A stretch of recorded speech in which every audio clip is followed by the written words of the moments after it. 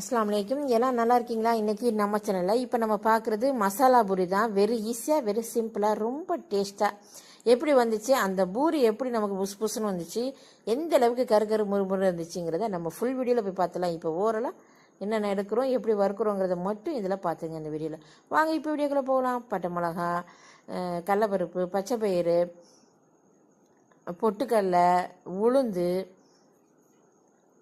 முந்திரி, நடக்கடலை, இது மாதிரி எல்லாமே நம்ம எடுத்துருக்கோம். ரவை எல்லாத்தையுமே நம்ம வறுத்துட்டு பொடி பண்ணுறோம். ரவை நம்ம பொடி பண்ணலை, மற்ற பொருட்களை பொடி பண்ணி மாவு பசைறோம் இல்லையா, அதில் சேர்த்து உப்பு தேவையான அளவுக்கு சேர்த்துட்டு நம்ம கொஞ்சம் கொஞ்சமாக தண்ணி தெளித்து சூப்பராக மாவு பிணைஞ்சி வச்சுட்டு அதுக்கப்புறம் எண்ணெய் ஒன்று அப்ளை பண்ணிவிட்டு மூடி வச்சிடணும்.